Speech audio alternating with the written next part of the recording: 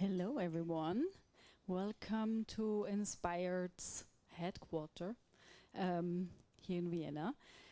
My name is Connie, I'm the Chief Culture Officer of Inspired and I'm a woman in tech.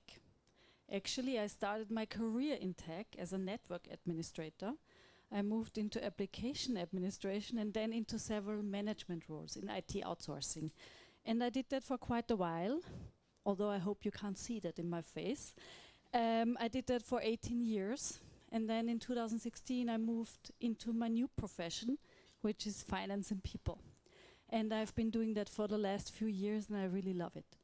And what my IT background helps me with is understanding what people in tech want and how to lead the HR department of an IT company, because we are, in fact, a software company.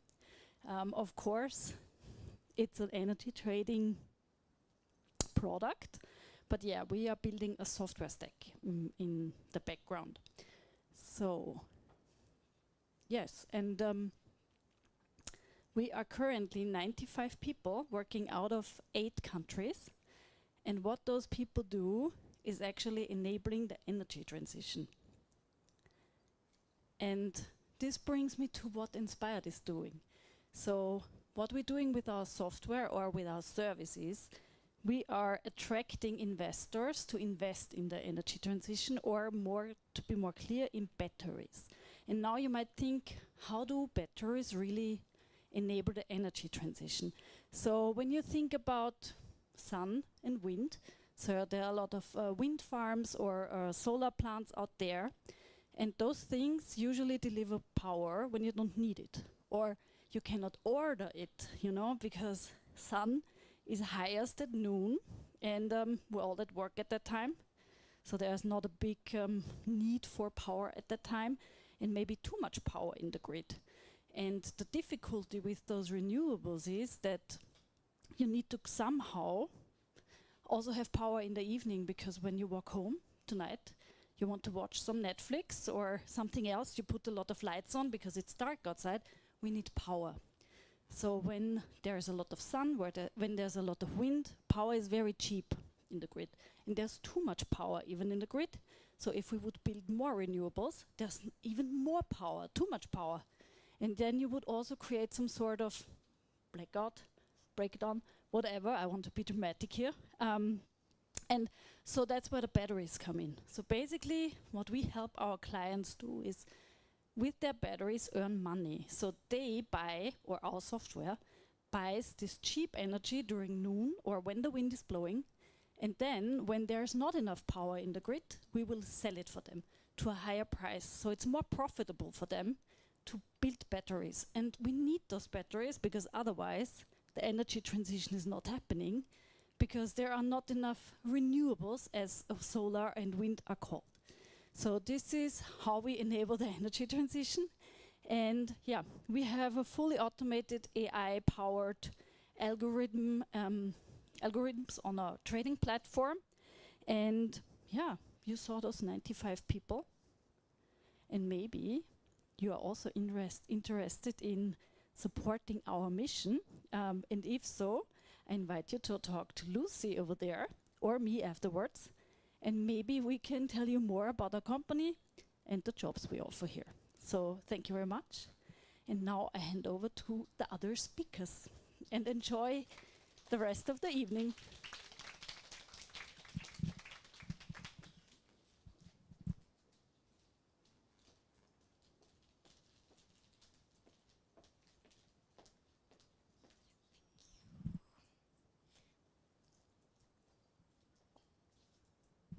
So, good evening, everyone.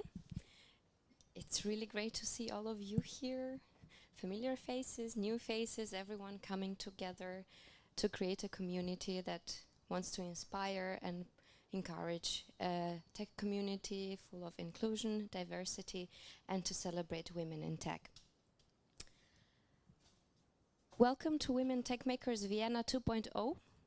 We are relaunching tonight. Some of you might know that Women Tech Makers Vienna used to be very active in the past. It was a thriving community with lots of members, and lots of events organized. Unfortunately, like many other activities, we had to take a pause due to the pandemic. And today, with new forces and a new team, my colleagues Laura, Sharon, Julia, and me have decided to rebrand Women Tech Makers 2.0 to also add the part not of just women in tech, but also people with disabilities. And we are very happy to announce that we are relaunching. And this relaunch comes also at a very important time, because also it's not just a relaunching of our local community, but also a new era for Women Tech Makers Global. Because Tech Makers, starting this year, has joined Technovations, which is another big community who is meant to support women in tech as well, to represent underrepresented groups of people in technology, to create educational programs for girls and support them to thrive and become the future tech leaders. Thank you very much for our sponsor, Inspired, for hosting us tonight, for also supporting in relaunching our group. And also we're looking forward to a future fruitful collaboration. So thank you very much. Welcome once again. Enjoy your evening. And I'm handing over to my colleague, Laura.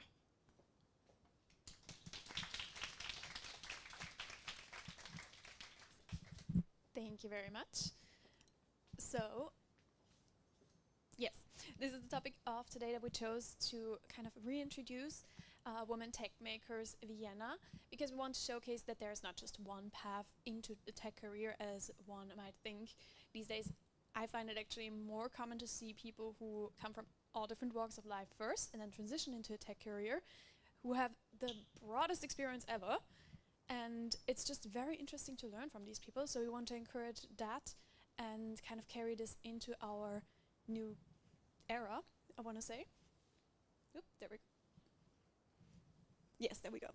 Before we start, I would like to give you a little reminder of our code of conduct, and just nothing groundbreaking, but I think it's always good to know what we stand for and be aware of that. So first and foremost, the event rules. You've already signed probably that you are okay with our social media team, taking some pictures. Sharon is already active over there, going at it. But we also encourage you to take pictures as you like of the event, and then please tag us with hashtag WTM Vienna or WTM, so Women Tech Makers, and also on LinkedIn or Instagram. You can tag us as much as you like. We appreciate very much, as we can hopefully attract more people interested in it and reach a broader audience. Then also, besides taking pictures, we ask you to keep your phones on silent. I feel like I have a bit of an echo, so I might want to go over here and hope that the camera still catches me nonetheless. So please, no calls if it's very urgent, we understand, so please just step outside and feel free to come back anytime. Otherwise, we have lovely drinks and snacks over there. Help yourself anytime. But make sure to keep the premises clean and don't wander where you're not supposed to be. But so, again, anything pretty much self-explanatory. Now, for the Women Tech Makers Code of Conduct, be respectful of each other. That's what we're here, that's what we're trying to build a community for. Speak up if you see anything that doesn't feel right. Again, this is just something that you can carry into your everyday life. Probably you're already doing it, but it's always good to have a reminder. And Women Tech Makers, and our group in particular, has a zero tolerance policy for in-person but also online harassment. So any kind of that we do not stand for and want to minimize. Now, about Women Tech Makers, we've already had a little introduction, but it's always good to go back and remind ourselves what we stand for. So Women Tech Makers provides a community and visibility for women in tech, because usually there are not that many of us. I mean, today it feels different. It's actually really nice to see so many of you in one room. But we want to help more women reach into IT and not just get into IT, but also stay here, because we do have a high dropout rate of people who just come into IT and then just don't stick around because they don't feel like they belong here. And we want to change that. So we want to empower women with the resources and with the skills, and especially the support network, to stick around and to thrive in the tech community.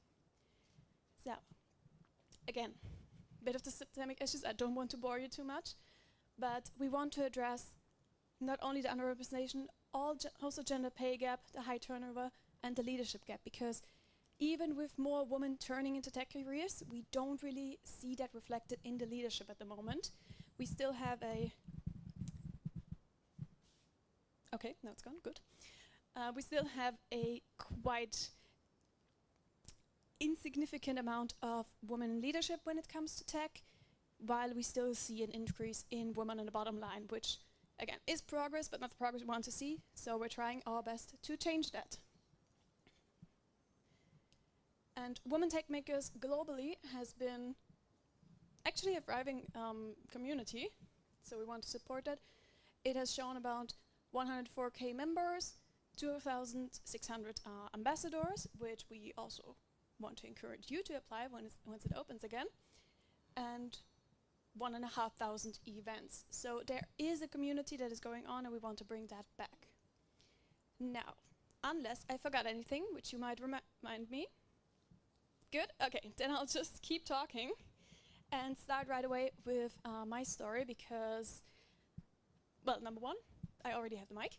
Number two, it's also kind of funny to look back and remember, because I actually came here from an arts degree. So I didn't start in tech, but I still got Forbes 30 under 30 last year for being a woman in tech, which is nice, is a nice achievement, but I ended actually up and was like, how did I get here? This doesn't make really sense, because that's not really something that I saw myself doing.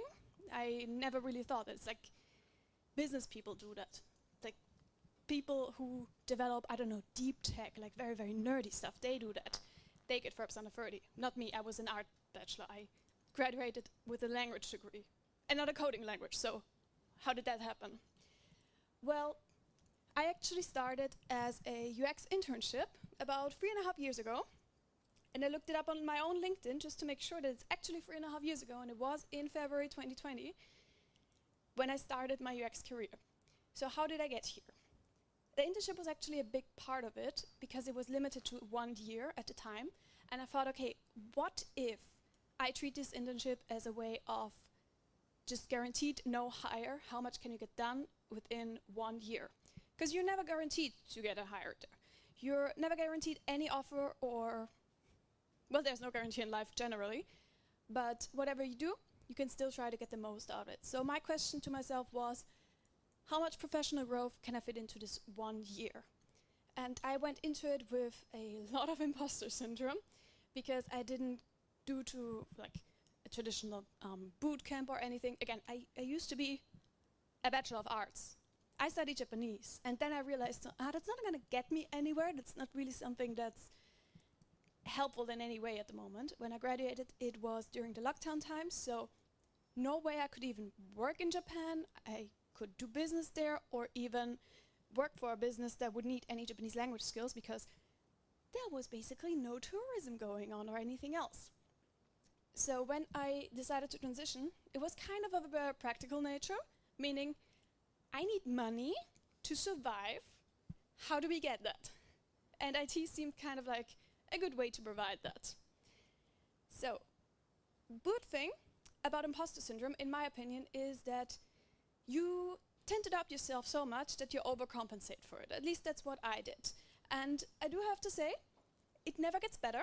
Still to this day, there is just no way there's imposter syndrome. I always thought like, oh, once I'm good enough at what I do, or like once I have the skills, it's gonna be fine, like it's gonna be smooth sailing. Never happening. And actually, I brought you some pictures from my two favorite talks that I did. One was at the Ireland Innovation Forum, which is like fintech, very high profile, a lot of C-levels in the audience and everything. And the others was We Are Developers, super technical, complete opposite. Everyone dressed in hoodies, basically, if it wasn't summertime, I think.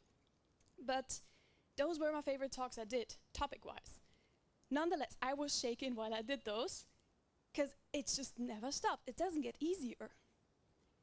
But the thing is, if the payoff is worth it, I recommend you just go for it. Like, it doesn't matter if you probably know it's gonna be intimidating. That's kind of what imposter syndrome is for, in my opinion. It will tell you that something is gonna be hard, that you might not be there yet, but I think that's why it's worth going for it, because it tells you there is room for growth for you. You can achieve something. And even more important, arguably, you can prove it to yourself that you can actually do those things. Like, we can do hard things. But, again, it never stops. It just stays that way. After a while, you do get used to it, though. And when the payoff is good enough, definitely go for it. But I don't want to give you just this generic advice, because you've probably heard that before, and chances are it doesn't work if it's just applied generically, like a pinch of salt in every recipe.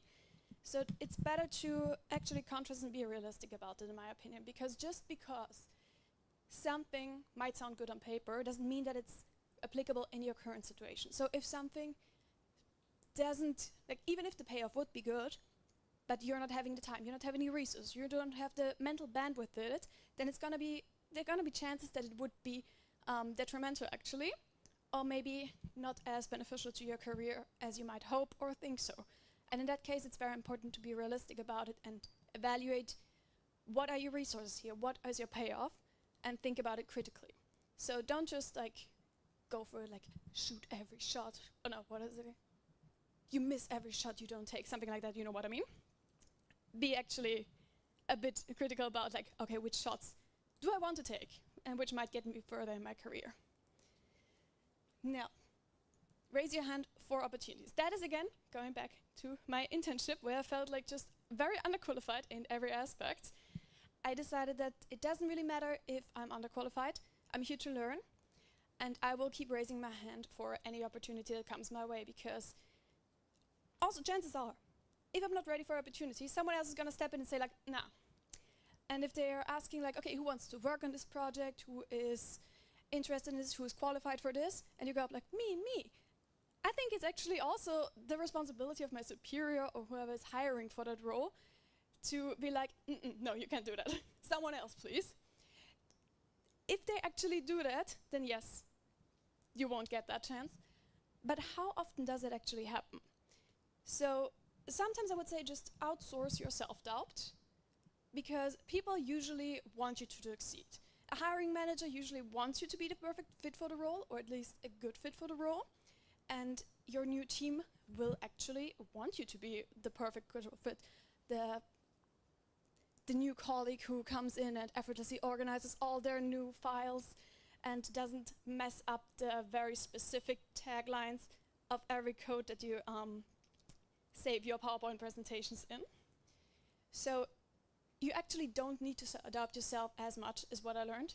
Because if it's a relevant doubt, it is something that's actually realistic and not just the voice in your head telling you that you're not good enough about this. Someone else should bring it up. But in 70% of the chances, they don't actually, because it doesn't matter as much. And I want to also show you some of the opportunities came my way because I decided to just go for it and kind of try the opportunities come my way. So for now, I've spoken on multiple conferences. I actually lost track of how many. But that's something where I would say, if you have the chance to speak at a conference, or even if you just want to go to a conference and you want to get a free ticket, apply to be a speaker. Because that's usually the easiest way to get in. Even if you don't make it, they might come back next year and be like, hey, are you still interested? And you can say, yes, I am. What are you thinking? I've been featured in other newsletters, which is really cool. And all of that came from just putting myself out there, sharing a bit of the knowledge I have. So writing a blog, it started as just me posting about trash cans, literally. And I still love my trash cans because they brought me here. And some of them, I mean, I'm not going to say like the trash cans got me into Forbes, but in theory, I could spin it that way if I really wanted to. So challenge what you believe is possible for you. Again, Delulu is the Sululu in some cases. Don't be just too Delulu, but if it's fun, why not? It takes a bit of the edge off, in my opinion, and it helps you kind of just not take yourself so seriously. Because in most cases, it's actually never that deep.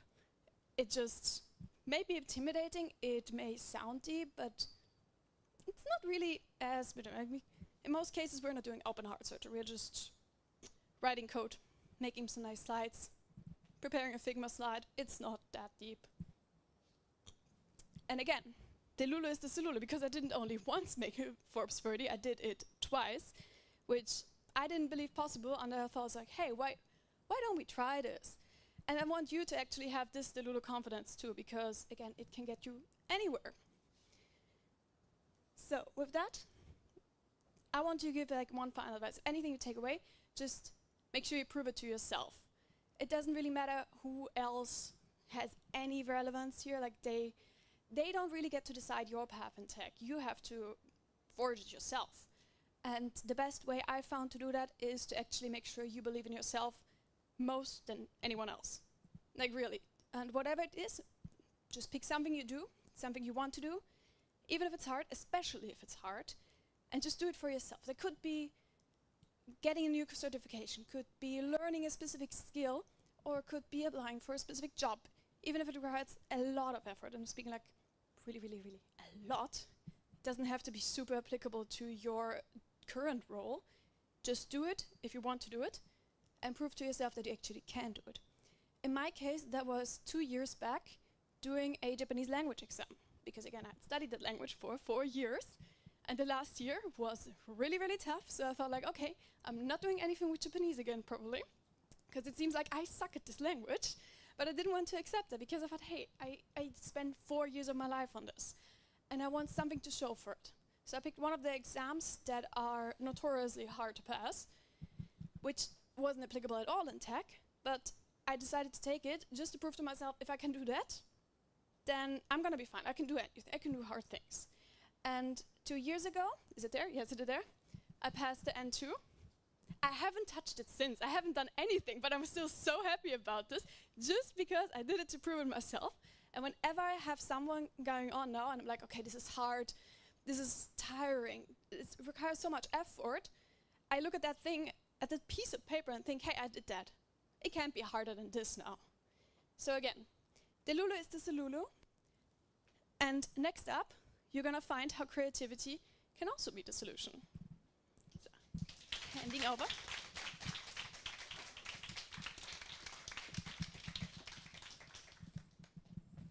Thank you, Laura. Yeah, fueling creativity. I actually came up with this name or the topic before I knew what I was going to present. Because my colleagues told me, yeah, we want you to tell your story of your career path, so you have to name it. So I thought, it includes fuel. I have made some creative choices in my career, and I thought, okay, fueling creativity it is. So here I am, working 2 full-time jobs, and I'm gonna tell you how I got into them. I also have something to do with art, Laura, because I graduated high school and I was confident that I will become an artist. I even picked a high school specialized in literature and history because I loved reading. I was passionate about theater, so I was 100% confident that I will study theater, and I wanted to become a theater director. And I was thinking about it. I was preparing my admission documents package. But, you know, there is a rational part in my brain that kept on bugging me. Also, like, how are you gonna survive as an artist, especially me? Coming from Eastern Europe, I'm from Moldova, so their artists have it a little bit more difficult, I think. They still have to work multiple jobs, also usually a stable job that is not fun but brings you income. So I didn't want to do that. And I decided, okay, I will become a doctor. Because I come from a family of doctors and I was raised in a hospital, not because I was sick, but because I used to go to work with my grandparents, and I was fascinated about how my grandma was treating patients, diagnosing people. I was always in the lab with my grandpa. I was allowed to use the microscope to look at the blood samples, so it sounded also very exciting. I also was allowed to use actual syringes and give injections to my dolls. It was extremely exciting to me, so I thought I want to do that like a job. So I convinced my parents that I'm not going to be an artist anymore. They were very happy about that. Actually, they didn't need any convincing. So we are ready to... I prepared to study for the admission exam at the medical university. And this is how I became a petroleum engineer. Yeah, on the day when I had to go to apply for my med uni, I woke up and I told my parents, I changed my mind. I want to become a petroleum engineer because I have a friend who is studying for this, and it sounds so exciting when he tells me the subjects they have to study, also the potential of the oil and gas industry, right? Doesn't sound so exciting now, but like 15 years ago it did. And my mom started crying because her dream was that I'll become a doctor. And my dad was like, oh, bling bling sounds like a lot of money. Yeah, let's do that. The problem was that in Moldova there is no oil and gas industry, so I had to find a university abroad. And that's how I started my bachelor studies in Romania at the Oil and Gas University of Ploiești. And I must say it is indeed a very exciting field of studies. It's a unique combination of classical engineering fields like mechanical engineering, you have material science, also natural sciences like geology, mineralogy, chemistry, so it's very interesting. And I got to do internships really in the field, you know, in the forest. I also was on offshore platform, so it was really exciting. And after I graduated my bachelor's, I was lucky to get a scholarship for the master program in Austria. That's how I came here at the Montana University at Leoben, where I did my master studies. So I came to Austria, also very excited. I arrived in a lovely, beautiful town in the mountains, and I was surrounded by a very international community. I had colleagues from all over the world, exciting professors, people from the industry, and I was very confident that I will become a field engineer somewhere in maybe, I don't know, my dream was to go to Greenland. Yeah. And when I graduated my master program, because I obtained a scholarship with a company, and they also said if I fulfill a set of conditions, they also offer me a job. So I already spoke to my to-be manager. We discussed a starting date, a starting location. So I left everything in Leoben and I moved to Vienna. I crashed the couch of a friend because I haven't managed to find a place to rent. And I was waiting to start my job as a petroleum engineer here. Unfortunately, this was the period when the economic crisis happened and it affected very much the oil and gas industry. So my dreams of becoming a petroleum engineer crashed together with the oil price. Because I got a call from the HR manager who told me, we are so sorry, we're changing our strategy and we stopped hiring. We're firing people now, so unfortunately we won't take you. And this was not just one rejection from a company, this meant a rejection from the whole industry because nothing was going on. The whole industry was suffering, the companies were rebranding, turning into renewables, changing their strategies. So I was very desperate, I must say, because I was like, okay, I studied for 6 years, such an interesting field of study, so much work, and now I cannot do anything with it, so what do I do? And to be honest, I cried for one day, like really, on my friend's couch. And next day I woke up and I thought, okay, this cannot continue, I must be creative, think of something else. What can I do? So I decided I'll do a new master study in energy management or something related a little bit to the energy at least. But then I thought, okay, but if I do this master study, I need a job as well because I need to survive right here. I was not planning to leave Austria. So I thought, but wait, another option is to actually do a PhD because you get a position at the university, you have a salary, and you also get to study something new. Now the challenge was another one, like how do I find a PhD project, because also usually in oil and gas, like even the research projects are mainly sponsored by the industry and they didn't want to do that at that point.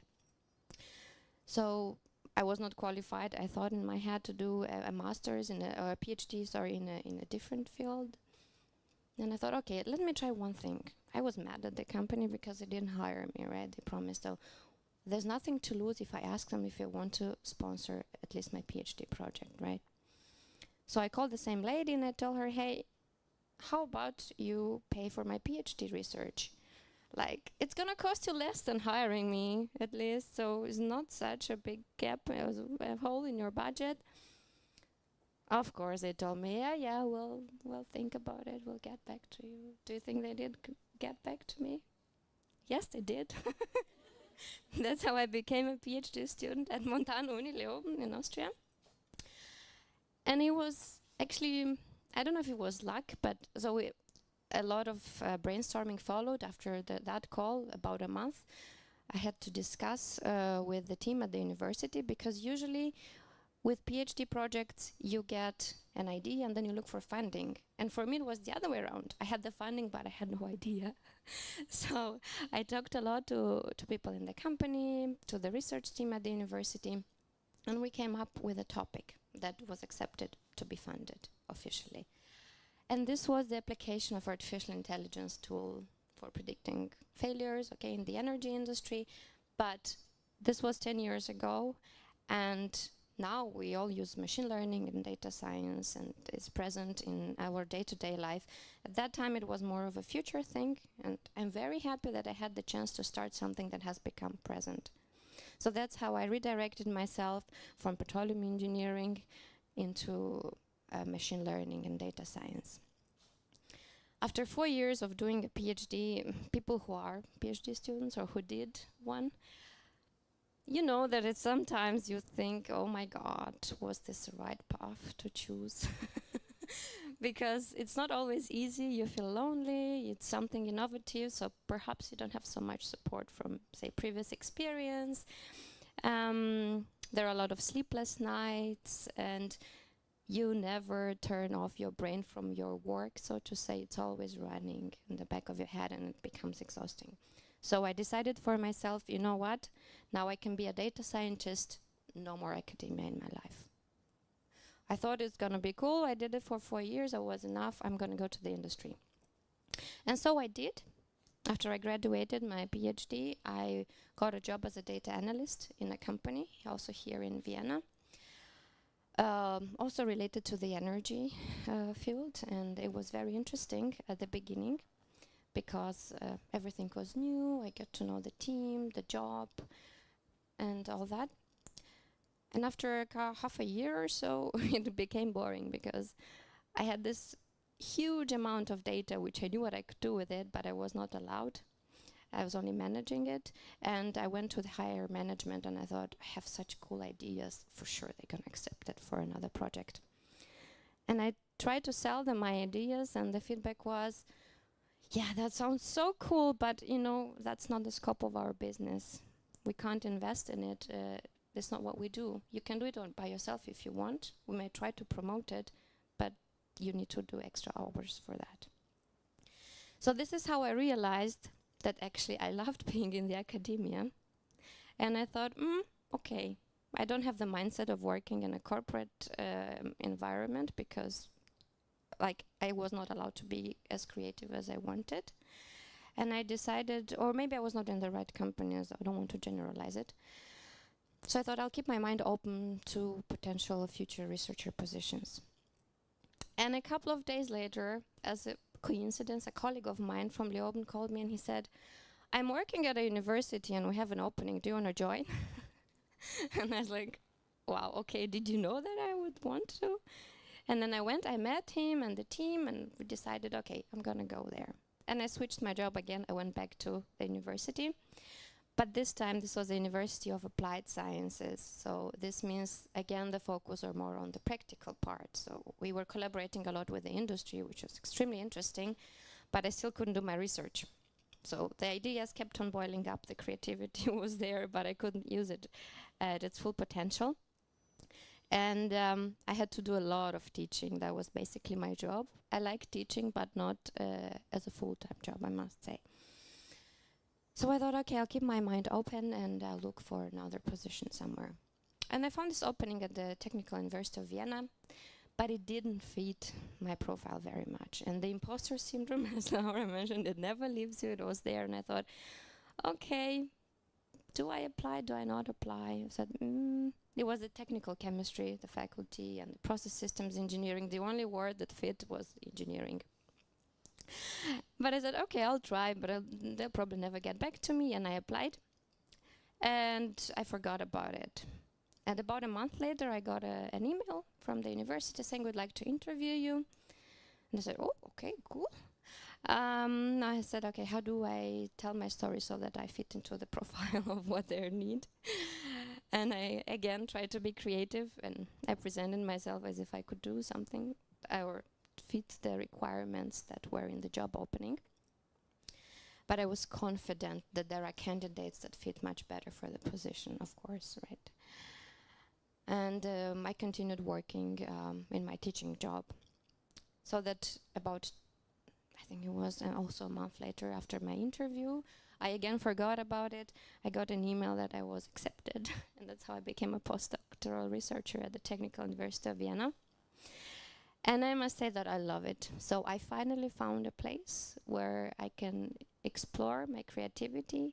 I can be part of an environment that where I feel a lot of support, and people are all creative, and we always have a lot of opportunities to exchange our innovative ideas. And also because I am allowed to still collaborate with the industry, so we do research projects with the industry. So I kind of got a little bit of all of the worlds that I've been into before. So I realized that actually all the ideas I had about myself, first that I'd love to be a field engineer, didn't happen. Then that I would love to be to stay in the industry. I tried and I said, okay, it's not for me. So by exploring, I realized that, okay, this is actually what I was meant to do, or that brings me joy at the moment. And not only I transitioned from oil and gas industry, which I'm glad I did, because we're now working on a sustainability of energy technologies, evaluating the environmental impact of energy technologies in our research. So that's how I transitioned from oil and gas to AI and to sustainability, right? Something that we all are very much working on nowadays to make a better future. So my advice would be to stay flexible, always keep an open mind, don't be afraid to try new things, and keep on exploring, and eventually you will reach success, however you define it. It's very objective. And for myself, I have discovered that success is not something that I do, it's when I truly know myself. So by this will free you when you know yourself, because you'll make decisions that will make you happy. You'll learn to set your priorities and also learn to say no. This is very important. It might make other people angry, but it will set you free. So that's my only advice. Just keep on exploring and don't be afraid to try new things, because eventually you'll land in the spot you were supposed to be. And if you're wondering what is my other second full-time job, it's this. It's being a mother to a wonderful little boy. It's not easy to combine motherhood and a full-time job, but if you truly know yourself, you'll find a way to do it. So fuel your brain with the right ideas, and it will bring you in the right place. Thank you.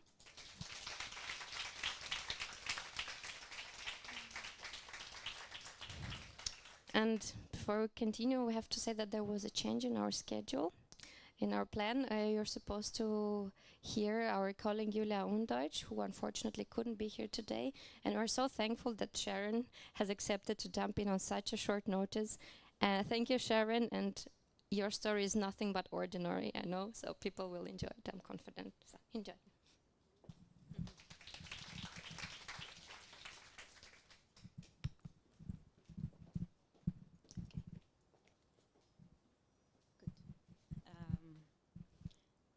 So in 2009, I was 23 years old, and I found myself in the middle of the ocean on an oil rig. I am the only woman in this crew, in the whole rig, as a drilling engineer. Of course, we have a staff, but as the technical part, I am the only woman. It might sound intimidating, but to be honest, it was one of the best experiences in my life and the start of my career. My name is Sharon Leon, and today I will talk about the skills development that helped me and that I learned through my career. Positive attitude and networking, comfort zone versus new opportunities to grow, and resilience and adaptability. Maybe we have a little bit of a different opinion, But like Laura mentioned, what works for me might not work for you. You have to find your own what works really for you, right? So petroleum engineering, also as Viorica, we met actually in Montana Universitat I was doing the master's, she was doing already a PhD. At the moment I'm doing the PhD. For those who are not very acquainted with the term, petroleum engineering, we drill wells 6 meters deep and find the oil. But now petroleum engineering is also evolving and adapting, right? So it's not only oil what we are looking for, but also other kind of energy sources. So geothermal, gas storage, hydrogen, CCS, some terms you might have heard, lithium and salt. So it's not all bad anymore. Two of the things that I've been actively working on is to have a positive attitude and to network. It's not easy, and it's not something that is natural, especially now in times of crisis, the inflation, war, and all this. To keep the positive attitude, it's difficult. But when I was in Pemex, I started my career in 2009, like I mentioned, in an oil and gas company in Mexico. I am from Mexico. And one of my main tasks there was to prepare the well basis of design.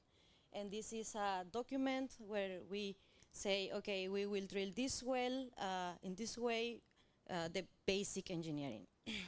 And then we need to get the information from different departments, so reservoir, production, drilling, and at the end, get this document signed by the oil management. So what I truly believe that helped me to get information flowing in a better way, and also to get things moving a little bit easier.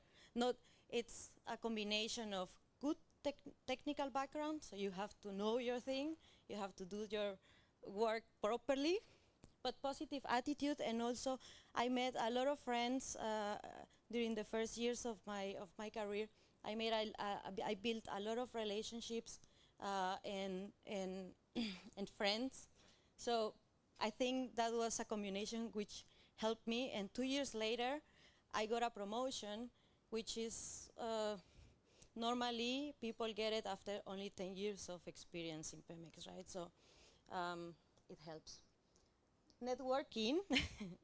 Networking is not only about meeting people, it's about gaining their trust by being reliable, right? So if you say you will show up or you will do something, you do it. And I hope that we can collaborate, and these kind of events, the networking, and we can do more and show up.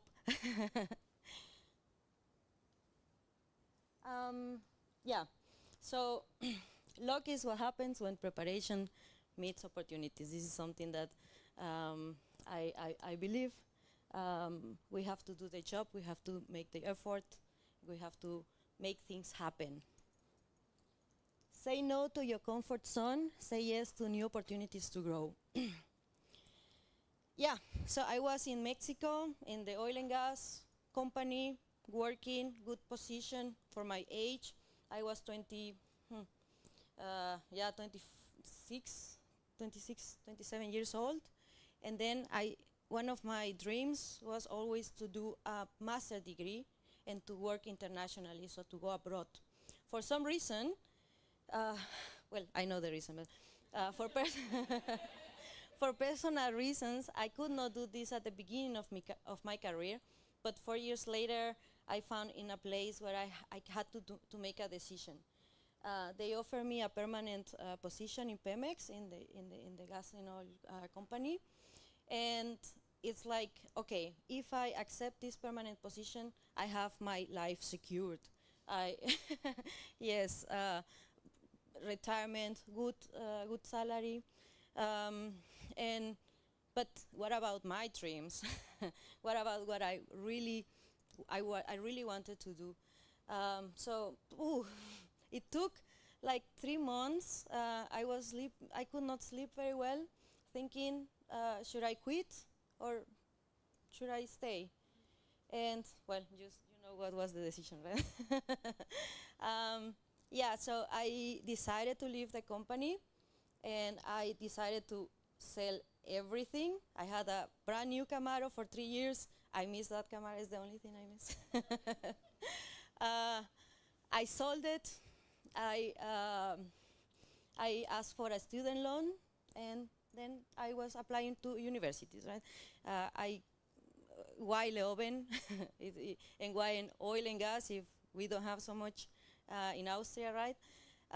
Yeah, the program is in the university was very well tailored to my specific, how you say, what I liked it, and the language. So the drilling programs, because I am a drilling engineer, there were only 4 in Europe, so it was Copenhagen, France, Germany, and Leoben. And then I said, okay, which one is warmer? Yes, I'm here. Yeah, that was actually very important. So then I went out of my comfort zone. I quit. I start here from zero, knowing nobody, speaking, I'm still learning the language. But it brought me a lot. And I'm very happy. You see the photos there with companies like OMV, RAC. Now I am married because I met my husband in the university, and he is also a petroleum engineer, and he works in RAC. I'm doing my PhD. I went to Indonesia to present a paper, several events, and now I'm in front of you. And I'm really glad that I made that decision. Resilience and adaptability. My career, I've been in the governmental company, right? Because Pemex is a government-owned company, in the academia, and also I was in a private sector just from 2023 till this year as a business development and marketing manager. And I learned in each I developed different skills. And there were several challenges in each one, and different kind of challenges in each company. But what is one of the most important things that I learned in these 3 is responsibility and accountability, problem solving, and decision making. Those sets of skills are really they really help in my career to make decisions. And now, if you ask me if I would choose petroleum engineering again, I would say definitely yes. I love my background. It gave me all the tools that I have at the moment for continuing my path. And the final key takeaways. So positive attitude is an active decision. Networking, you are here because you said, let's meet somebody. It's not easy. It's not easy just to go and meet somebody. It's work. It's work. But talk to everybody. Sometimes we just arrive and we want to sit in the corner and not to say nothing, right? But I'm very happy that Viorica told me about this initiative, and if I wanted to be part of it, Women's Take Maker, to bring this community together.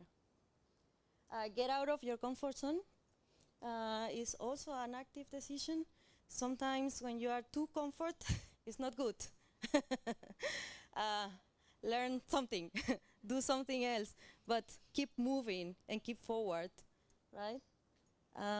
When an opportunity presents itself, it's up to us whether we are prepared or not and make things happen. And resilience and adaptability are difficult skills to develop. We will fail several times.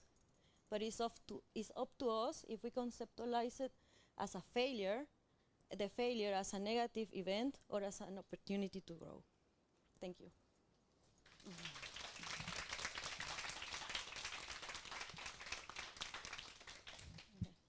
Also, I don't know if you have any questions to Laura, Viorica, to me. Maybe you want to come here?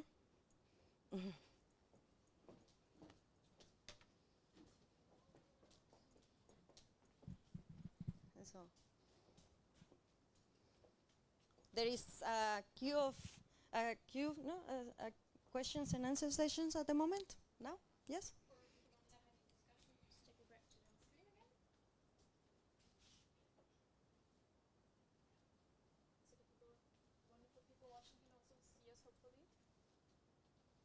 There are people there. I don't think they see us at the moment. Okay. But we can start just having questions to any of us.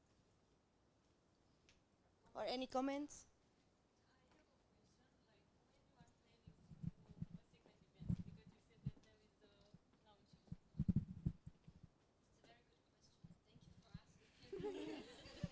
Do we have? We have a second one. We have a second one.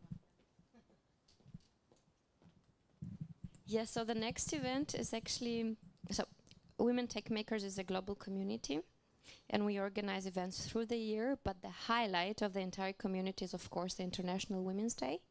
So every year, we used to do, so we will continue, to organize one big event for Women's Day. Our next event is planned for March 2026. So please follow us on our webpage. There will be updates on our Instagram page, on our LinkedIn, in order to find more details. So, but in March next year, please mark it in your calendar. Book the whole month, but the date and the place will follow. Yes, normally it's also a bigger event, right? So last time was 300 people attending. Yes, last time it was a big event, also in person, and there were over 300 attendees. Full day event with also different workshops and more things going on.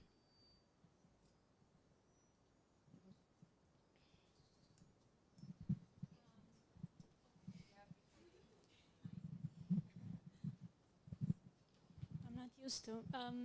So first of all, thank you for the stories. They are really inspiring because they were about women getting into the industry.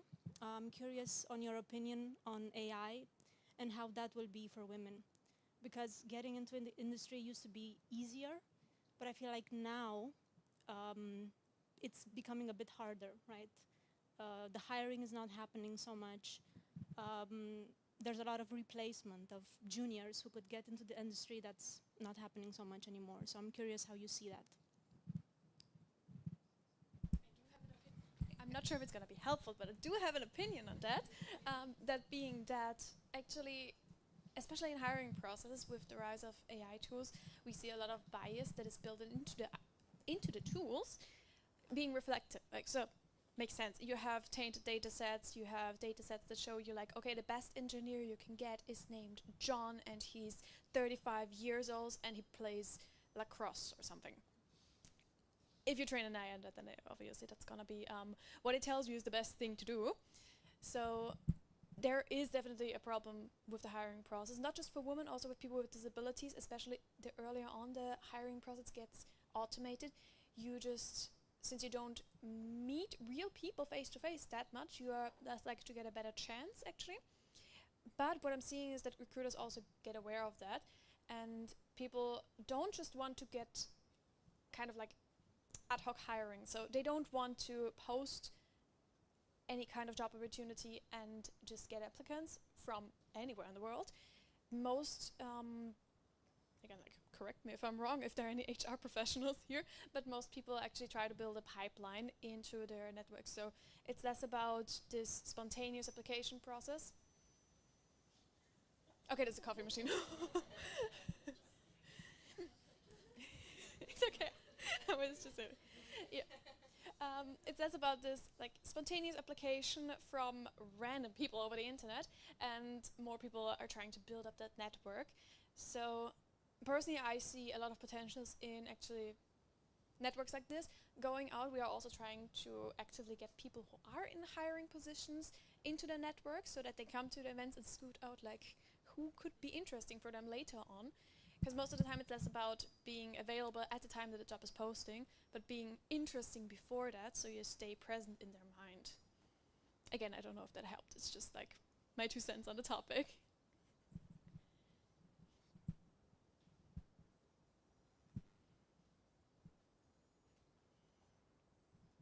Do you win? Yes. We actually have a special offer just for Women Tech Makers Vienna. Like, I sincerely did not plan that. Hi everyone, my name is Mila. You can find me in the event participants. I wear the exact same color blue dress, so you can visually. I'm a woman in tech. I've been in tech for almost 10 years, and I'm in HR in tech. Just, just a very important. Don't hate me. Yeah, but I happened to. I got in tech from HR, and I've been very lucky to make a good career in hiring, and then I went to talent development leadership. Now I'm head of HR. It's not about me. What I'm trying to say, and that's the offer. Thank you. I'm now finishing my maternity leave, and that's the time when imposter syndrome really kicks in. Like that's like, I don't know if those are the hormones wash off or like the situation in the world. So I was like, okay, what I can do to the world and to be the change you want to see in the world.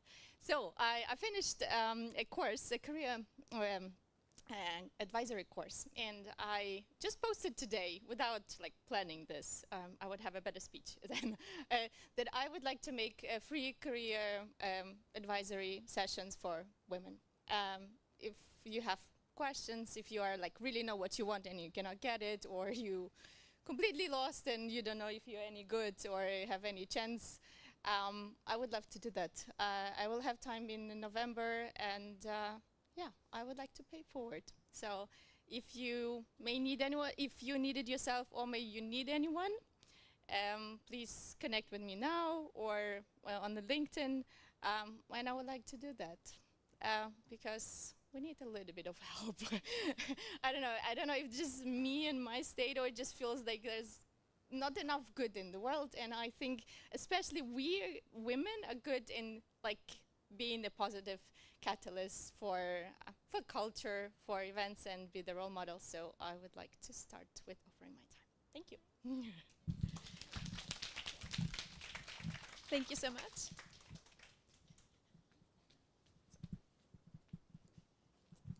I love that just kind of came out spontaneously, because that's like kind of the best possible outcome for a first meetup.